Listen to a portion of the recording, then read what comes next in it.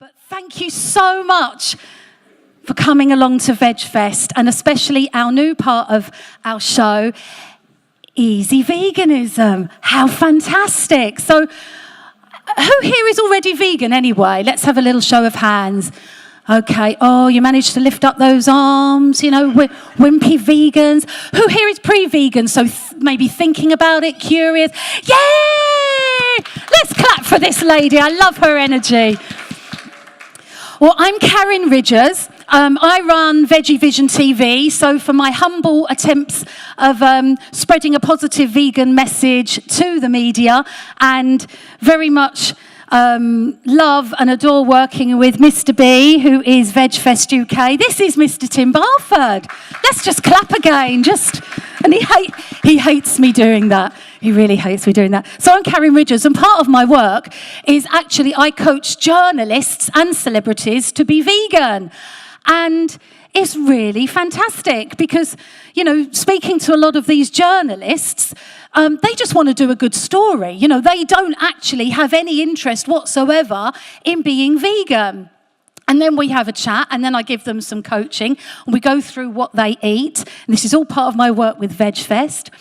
And they absolutely love it, and it completely changes their lives. And then they have a great article, and they spread the message to all of their readers.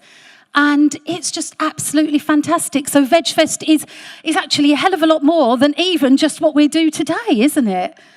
It's just fantastic. So Easy Veganism is something we thought we'd try out this year. We're very excited. We've got some really cool people for you to speak with.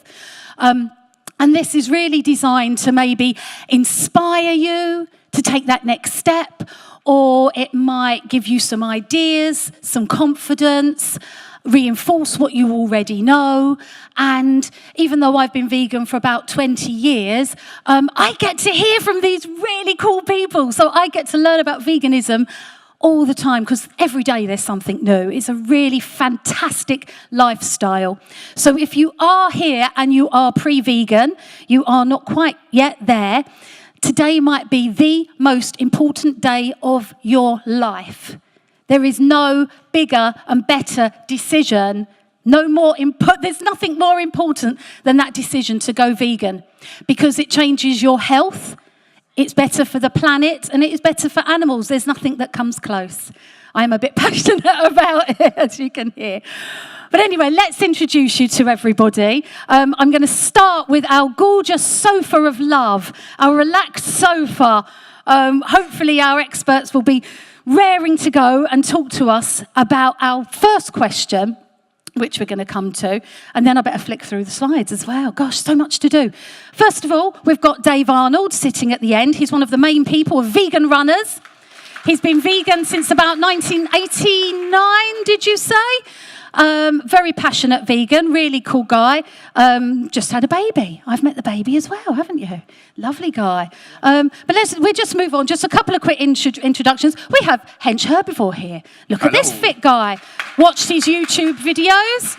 From bouncer to vegan advocate, I read. And I also saw that you inspired Mr. Universe to become vegan. That's pretty cool. Yeah, just a Mr. Universe. Just Mr. Universe, like you do. And then our expert, we are so pleased to have this lovely lady here.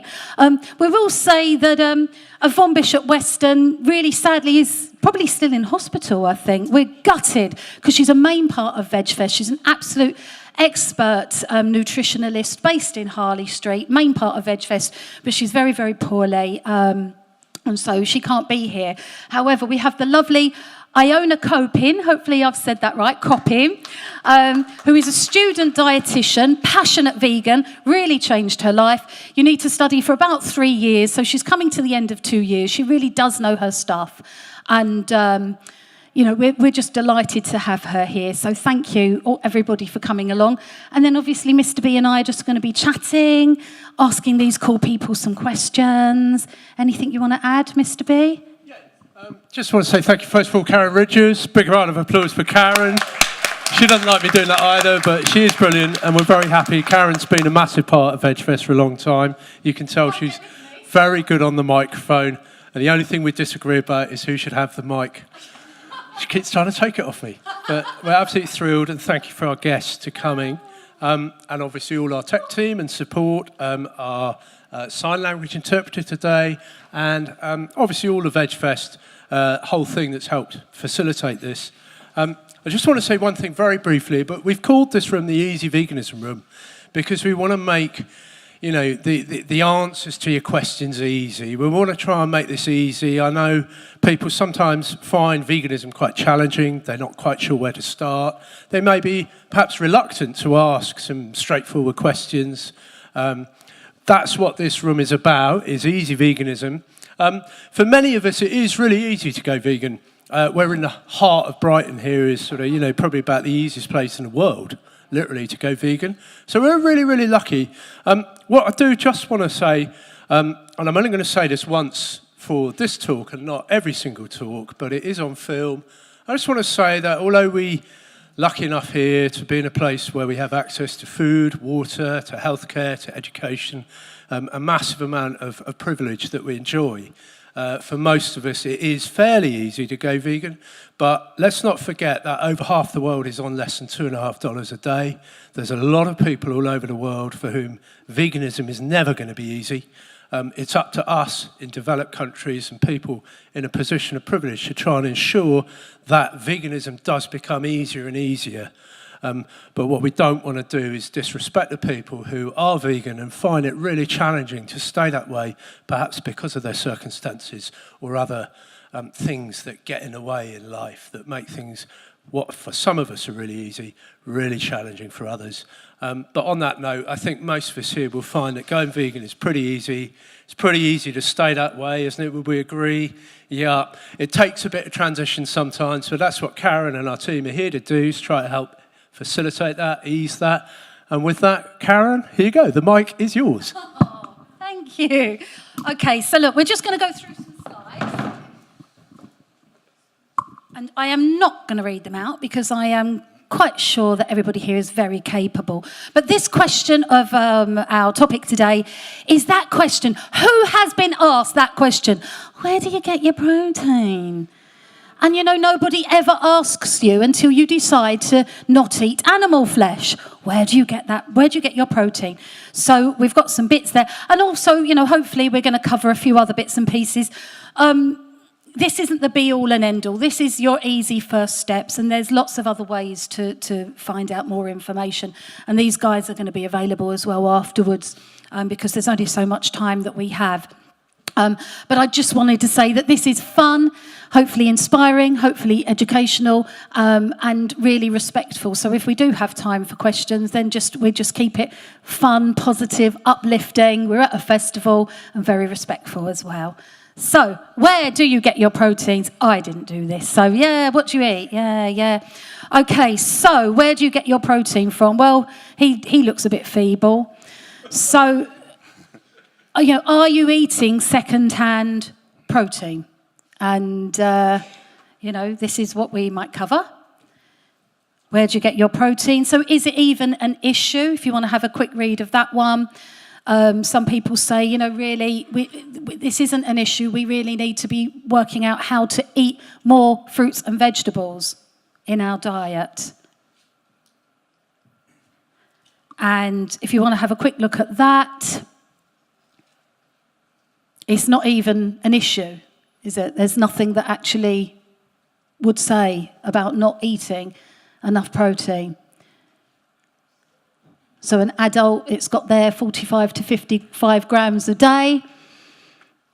I think that's probably the equivalent of like a block of tofu, isn't it? Off the top of my head. It's not impossible. Tofu and mushroom curry. Yeah. It's got a 43 gram. And that's just in one meal without your breakfast. And I mean, I like to start the day with a lovely protein shake, you know, because I think it keeps me fuller for longer. Lovely hemp seeds. And that's another great way to get some protein in. So gorgeous people sitting on the sofa, share that microphone. Share it with love. Where do we get our protein from? Iona, is this a question that you are asked a lot of? Is it on? Yeah. Yeah, so when you go vegan, people do tend to want to know that automatically that is the first thing they ask you. And as vegans, I think healthcare professionals, they worry about us. We're sort of an at-risk population group. Why do you think that is? Why are we at risk? I think people don't really understand. They think that all you're doing is you're cutting out the meat protein, you're cutting out all the animal products, and that you're not replacing it with anything. Yeah. But I think we're all smart people. Like, we made the decision to go vegan, so we've got to be pretty smart, right? And we replaced the animal products with other things. We eat our beans, we eat our soy products, we eat things that are fortified with other things. So we get our protein from everywhere, and I think people don't really understand that protein's in everything. Like, you can get your protein from bread. It's not the most bioavailable, but it's in there. So yeah, protein's in everything. So. Do you think we need to be thinking about eating protein with every meal? It doesn't need to be in every meal. I mean, one of the things they say is you need to get all your essential proteins, and they did used to think that you needed to get them in every single meal. So some foods don't have all of your essential amino acids, so those are like the building blocks of your proteins. But if you're eating beans on toast, you're going to be getting all your amino acids in there. Not recommending to just eat that, but that's how easy it is to get all of your proteins. What are your top foods? And obviously we're talking about protein first of all. Yeah. What are your top vegan protein foods? So beans, definitely. Get your beans, your pulses, so easy. You can put them in anything. Do you think beans like in a tin is good enough? Yeah, I mean, why not? Like, it's easy, it's convenient. That's probably the easiest way to get them. So why not? Definitely. What else would you recommend then? Anything off the top of your head? Quinoa? Yeah, quinoa. I call it quinoa, but that's because I'm from Essex. Yeah, no, quinoa, so but quinoa. that I'm posh. But I think it's quinoa. Quinoa, yeah. So your nuts, your seeds, your grains, it's in vegetables. I think if you were going to eat a purely fruit diet, then you'd be worrying about your protein. But if you're eating a varied diet, you got yourself covered. Okay. Yeah, please, share that mic. Shall I share this mic with you? I may not even you? need it. No, I've often found that answering a question with a question is the best solution. And, you know, when someone's asking you where you get your protein from, you just ask them, well, where did that animal that you're eating get its protein from? You know, and there's your answer. You know, it just ate green stuff coming out of the grass, and I'm eating exactly the same thing. It just hasn't passed through somebody else's digestive system. So, and with that, then they start thinking, oh, yeah, that's the point, you know. So there you go. You know, I always say that meat is actual muscle tissue. Meat is muscle. Meat is made out of plants. So I don't understand really what people are not getting. It's a bit like eating mud and saying, I need water, so I'm going to eat this mud. We don't need all the negatives that come with it. There's saturates, the trans fats, the cholesterol, which is what's killing us. Deficiencies are not killing us. Excesses are killing us, and it's all from animals. Now, you were a big meat eater before you went vegan, wasn't you? And then it was a light bulb moment. Yeah. How did you feel, obviously, as a personal trainer, you know, a sports person, you know, whatever you want to say, fitness expert? Did you go from meat to vegan, or did you go veggie, vegan? I went 98% vegan straight off the bat, and bearing in mind I was eating 10 what kilos. What was the 2%? What would that have been? I just had to have a bit of honey. What was that 2%? So twice a week I'd eat organic beef. 3 times a week I ate salmon because I wasn't educated and I didn't know historically, yes, we have eaten animals, which I've since found out is the last 10% of human history, like the Paleo era. Miocene era, we didn't have tools, we didn't have fire, we didn't have claws, we still don't have fangs, despite what we might call them. It's all lies, it's all misinformation. So, okay, so you're 98%, then you went vegan. But as somebody, you know, not just like me staring at my bloody computer all day, obviously you're very physical and active. How did you feel when you stopped eating that organic beef and the salmon, you know, that? How did you feel? Did you feel really wimpy and tired? Did your muscles start to shrink? I felt amazing. I just never felt so well. More energy, less sleep required, less pain, like quicker recovery from training, which is what athletes are now finding.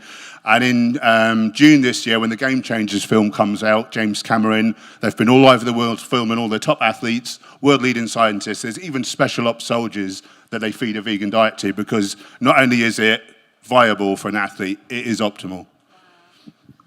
Why do you think that is, and why is it this best kept bloody secret then? If we all feel fantastic, and especially people that are, you're the top of your game. You're not sitting there like I am, on the phone converting journalists. You're out there working out. Yeah.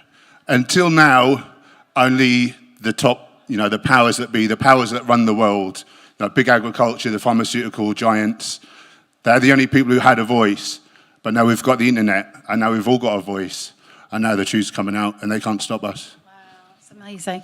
Okay, so let's go back to Iona again. Have we covered protein enough, do you think, guys? Is there anything else that you want to ask about protein? Because otherwise we can speak about the other nutrients. I just wanted to ask, actually, our guest here, do you think you can have too much protein? Is there a danger of consuming too much protein? I'm not sure that there's a danger. I mean, looking at the evidence, there's suggestions of that. I think vegans, like the studies show that vegans get enough protein and omnivores get sort of more than enough. So, yeah, I don't think we need to be worrying. Is there health implications, though, for instance, as a bodybuilder, it could be easy to start consuming, literally hundreds of grams of protein, like pea isolate and stuff. Is that, would you advise that, or would you say that could be detrimental? No, I'd say, even the study that said the most, when people are really cutting 2 grams per kilo of lean body weight of protein is more than enough. The thing is, when we put something in our mouth, it's a chance to really boost our health or not. And why would you put in a processed food which is devoid of nutrients? And why would I put in an animal food when I can put in vegetables which have 16 times the nutrient of animal products?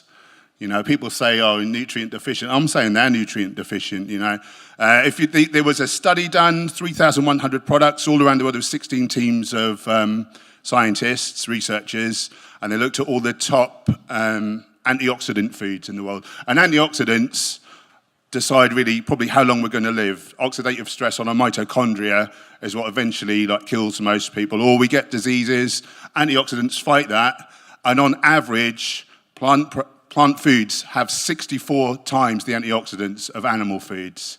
So why would I put anything else in my body?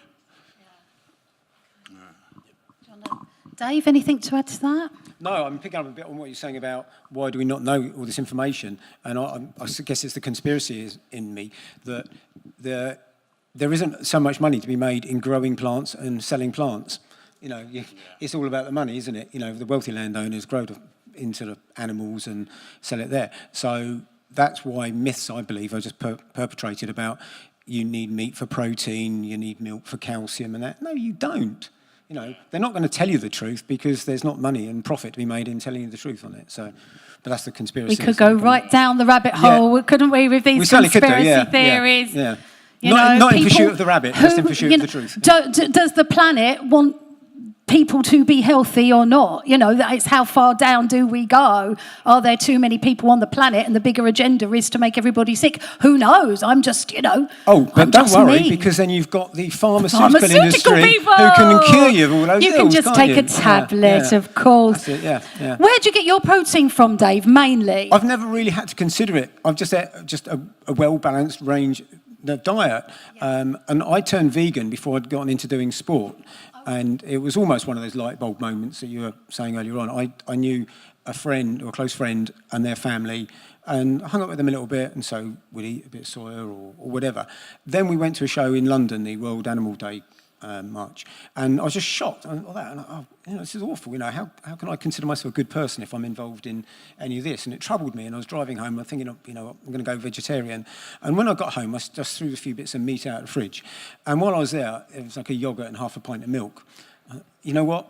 I slung that out and give it a go. And I just went just like that. And I got into hunt sabbing as well through that. And I guess that gave me a bit of base fitness. And then I ended up taking up to triathlon and sport there, and I got to be pretty good at it. But all through that time, no one was really questioning where'd you get your protein, because you didn't have a shirt with vegan runners written on it. And particularly if you beat someone, they never tend to sort of question, anything like that, because they don't want to know the answer, because they don't want their own beliefs to be challenged. That's it, So that's often it, isn't it? You find that people are asking you questions in a way to defend their own position. You know, they're not asking genuinely. But what has happened since now we've got the advent of vegan runners and we are populating the country like wildfire. Can I go on a slight tangent? It was just over a year ago. Well, Tim's played a big part in it because we've been at so many VegFests. You know, about 15 months ago, we'd risen from 300 to like nearly 600 members nationally. Now we're just about to hit 1,500 members, like to be the largest club in the country. Round of applause time, guys. Come on. Thanks, that's fantastic. But the real positive thing about it is that you see vegans out with the kit on. I mean, there were 20 of us this morning on Hove Prom taking part in the run down there. One of the vegan runners won it. Now, there's no one in there going to say, where do you get your protein from? Go and ask the guy who won. You know the guy that no one else could catch? Go and ask him. Ask him how deficient he is. You know, ask all the other runners all the way through. You know, we're not all out and out top athletes. Vegan runners come as in all shapes and sizes, you know, from fast to slow and right through the range. But we're out in so many races that people are noticing. We had recently a big meet-up at Stockport in Manchester. There were 74 vegans in that race, all in the kit. Come November, there's going to be over 100 in the Brighton 10K. And people are stopping to see it. And it's as though we're just evidence on two legs. And through running, particularly likes of park runs where they're quite short runs and anyone tends to pile into a cafe afterwards, you end up very easily in conversation with people questioning a little bit, but it's in a genuine way, you know, and you've got something in common with them because you've just shared the last 5 kilometres of your life with them, you know. And the only thing that's different perhaps is that you're vegan, they're not, so there's a bit of an interest there. And we're a really passive way and powerful way of promoting veganism, and no end of people have come along. I mean, we've had a lot of people from park runs come along to VegFest now because they've seen us there. We've had our outreach stalls there. And so we're coming from an angle, not necessarily like banging the drum of how bad you are for eating meat, but look, you know, we're all healthy and fit and we're doing exactly what you're doing. You could be doing it too, you know. Yeah, that's fantastic. Brilliant. So, you know, and see you're growing and it's, you know, linking in with VegFest. It's all, you know, amazing, really inspirational. Yeah. I mean, no end of people. And what we're finding more and more is people are coming to join us now, having seen us in races. And I think that's where we've got this like exponential growth. You know, someone goes along and does a race and they're running up and down, or they might just be watching. Oh, there goes a vegan runner. Oh, there might just be a vegan runner, and then another, and another. They start realising it's a big club. You know, that it's huge. You know, and that's just the UK. So well, let's just go back again. You know, because we've really focused on the protein, but we've got calcium, iron, zinc, B12, which is obviously another biggie. I mean, I kind of think, you know, if you have a very varied vegan diet, plant-based diet, eat a rainbow, I kind of feel that does the job. But obviously that's just me, 20 years of being vegan and, you know, just sort of doing what I feel is right. You know, I went vegan before there was an internet, you know. I used to have to go to the library and was excited when I saw one veggie magazine in wherever it was, W.H. Smith's, you know, and now we've got tons of stuff everywhere. But do you guys kind of feel the same? You know, eat a vegan rainbow. Do you think that we need supplements, just kind of in a nutshell? I'm not against them. I think, you know, I just don't feel the planet is as good as what it was years ago, and I don't feel the food is nutritionally as good as what it was years ago. So I like to think that I can top up, you know, but I do feel that a vegan diet, well, I say a vegan lifestyle and a plant-based diet, but you know what I mean. I feel that is good enough if we eat, you know, a super different range. Because, I mean, there's so much food to eat, isn't there? What do you think? Is it good enough? Does it cover everything? I think the only nutrient that we should really be concerned about is sort of your B12s, because B12 comes from dirt, basically, and you get that in your meat because the animal is eating dirt along with the rest of its food, and you get that as a byproduct. But a lot of animals are now being fed B12 supplements. So instead of giving the animals the B12 supplements and then eating the meat, just take the supplements yourself. Is there a supplement you feel is quite good? Actually, I've been sent one because I get the absolute pleasure of being sent loads of vegan goodies to try, and I'm so excited. And there's one that I might even sell it, to be honest. I've never done that before, but it's a B12 spray, so it just goes straight in. And I found that really interesting because I just worry sometimes if you're taking a tablet, does it get all broken down? But this B12 spray, I was kind of impressed. Do you think there's some supplements that are better than others? Maybe a quick passing along? Share the love of the microphone. So I don't know about particular brands, but I know some people get injections. Obviously, if you're not someone who wants to take a supplement all the time, then you can take like monthly injections or something like that. But there are foods that have B12 in them. Marmite, I love Marmite, luckily, and nutritional yeast. I know that's a vegan favourite. So I use that on loads of things. So I don't actually take a supplement. I just try and It's get in a lot of soya milk as well, isn't it? Yeah, a lot of things are fortified with it. Yeah. So, how much B12 do you need a day? Do you know off the top of your head? I'm not off the top of my head. Do anyone know? You guys know? Yeah, it's tiny little, very small, tiny little insignificant. We'll find up and we'll put it on the social media. Yeah. Can't think of everything off the top of my head. No, gosh. But I think if you're not taking a supplement, I think they say you should have like sort of three servings of food with the B12 in it throughout the day, and that you should be okay with that. Okay, guys, do you want to add anything? What was the question? I don't know. Anyone awake? Supplements. Anyone know? So yeah, just generally, yeah, you know. D3, if we're not getting a lot of strong sun all the time, D3. Omnivores get around 130 IUs a day from their diet, and most of their sort of authorities now say 2,000 IUs, so they're going to be woefully deficient. 3/5 of Americans are B12 deficient, so it's not a vegan. There's not that many vegans, is there? When you heat B12, you destroy it. So they're giving it to the cattle, but then it's destroyed in the cooking anyway. So really, a lot of people would benefit from a supplement. No, I heard that cows were being injected with B12. Yeah. And I don't know if that is true, but I heard that cows are being injected with B12, especially so when people eat them, they get B12. I just think it's weird. Yeah. Weird to me. Yeah. One other thing might be a benefit to people. I mean, we should get enough omega-3 from eating a decent amount of chia and flax seeds on the daily, but some people have trouble converting the short chain into the long chain DHA. So an EPA DHA tablet, 250 milligrams to 500 a day, is like an optional but sort of recommended. It's cheap enough. It's not causing you any harm, you know. Yeah, that's what I'd say. Yeah, I just take some B12 drops. You know, you drop them under the tongue, and they have 10 seconds, and that's it. And everything else, I try to have a lot more raw food now. So a lot of sprouted things, high in protein and various things. I haven't had the life cooked out of them, and same thing applies, doesn't it? Would you want nutrients that have been passed through somebody else's system? No, thanks.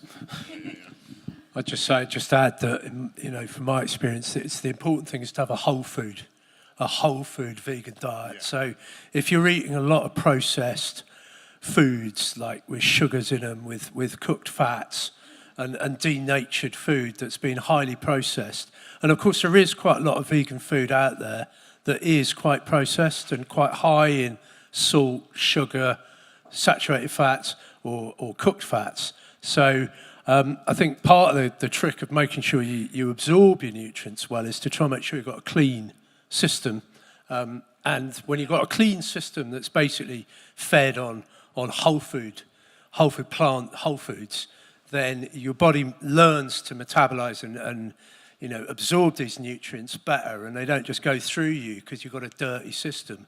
You've got a clean, live system and of course things like juices, you know, the green juices are incredibly potent. I am now. I mean, a year ago I would not go near a green juice. Now I have them on a daily basis.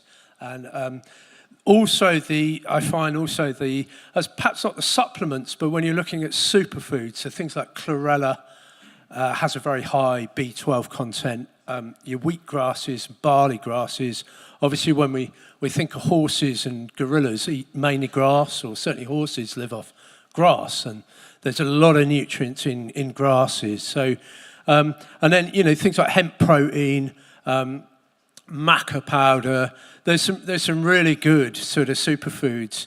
I wouldn't suggest you like live off them or replace a whole food diet with them, but in terms of topping up, and certainly if you get into perhaps a few weeks of optimum nutrition, perhaps training, and, you know, focus on not eating any rubbish, not having cooked fats, saturated fats, processed, you know, sugar, salt, but a whole food diet, lots of greens and lots of superfoods, kind of seems to raise up that level, and then you seem to hit you feel like you've got all your nutrients on board. So, yeah. When you feel that well, you don't want to go back. You don't want to eat some junk because it just makes you feel so low. Like, why would you do that to yourself? I challenge anyone, 3 weeks, whole foods diet, legumes, grains, fruit, veg, nuts, seeds, herbs, spices. Just give it 3 weeks. I'll guarantee you'll probably reverse some illnesses. You have energy coming out the wazoo, and you won't want to eat junk and feel rubbish.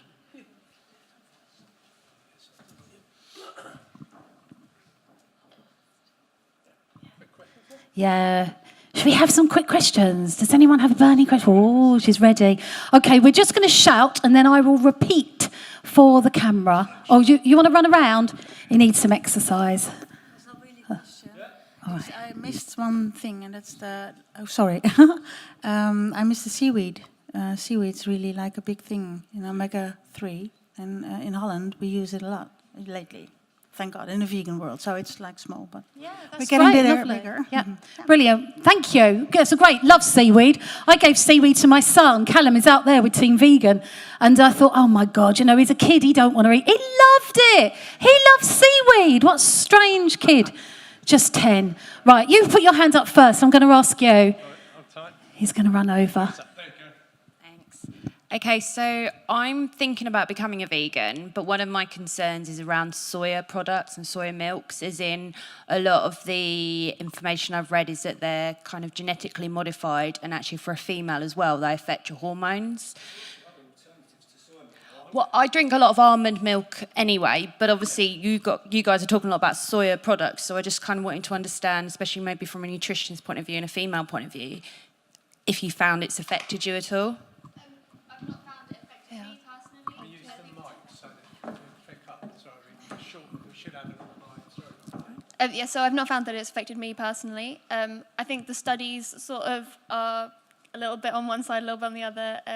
But I think when you're looking at like dairy products, there's so many hormones that go into them. I think like it's probably not that different to switch to then a soy, which has hormones sort of stuff in it as well. So yeah, I wouldn't worry about that. Maybe do a little bit more research into it. Yeah. So phytoestrogen is such a weak mimic of mammalian estrogen. If it was a concern, I feel that all the bodybuilders smashing loads of dairy, meats and things which will have actual estrogen in, you know, this is going to sound a little crude, I'll try and say it in a quite nice way. I've yet to see a vegan male bodybuilder with boobs. And you do see them, you do see guys, and especially I find it heartbreaking when you see some teenage boys that need to wear a bra. What the hell is that all about? They ain't drinking soya milk. Sorry, don't need a mic. My understanding is that the phytoestrogens dock with the receptor sites. I know actual estrogen can't dock. So actually some people are using that as anti-estrogen, like a way to lower the effects on the body by putting in, and you know, high estrogen is indicated with cancers. The people who have the most soy have the least cancer. It's all out there. If I could just add, I've been vegan 33 years. I don't eat soya at all. I never have. I really don't like soya at all. I don't get on with it. Seeds and nuts, especially hemp seed, chia seed, flaxseed. You know, soya, I don't know. I've never got on with it myself. So.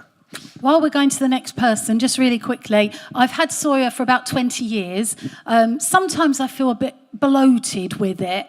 And I just think, like anything, in moderation.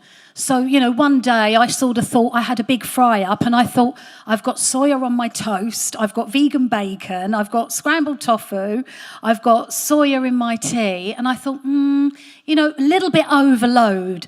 So I think, like anything, maybe just in moderation. Don't just focus on that one thing, but then listen to your body as well. You could also look at making your own milks as well. Yeah, definitely, That's quite fun. It's very easy. Yeah.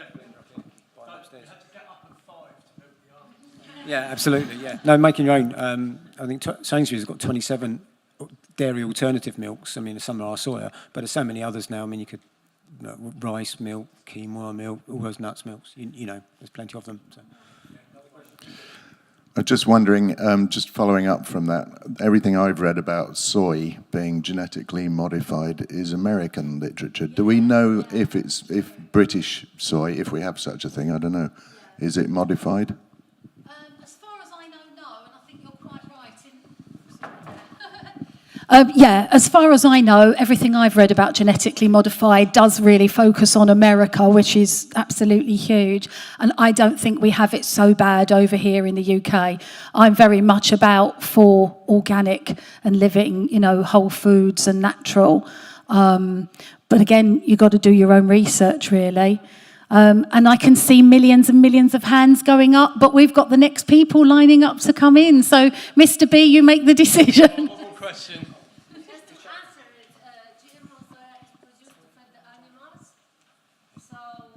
Yeah, that's a good point. The lady pointed out that GM soya is fed to animals. Indeed, 97% of the world's soya crop are fed to animals. No, I just wanted to say that all organic soy is not non-GM.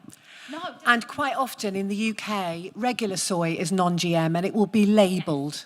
So it will be clearly labelled. And all the latest thinking on soy is that it's good for you, apart from if you have an intolerance, which some people do, but that it's good for you in all respects and there's no link. That's old information, that link between. Brilliant. Guys, don't you think we probably need 3 hours? Yeah. If you could bear listening to me. I think we're out of time. Maybe we'll speak. Before you go, don't rush off. Look at our gorgeous guests. Aren't we so lucky to have them here?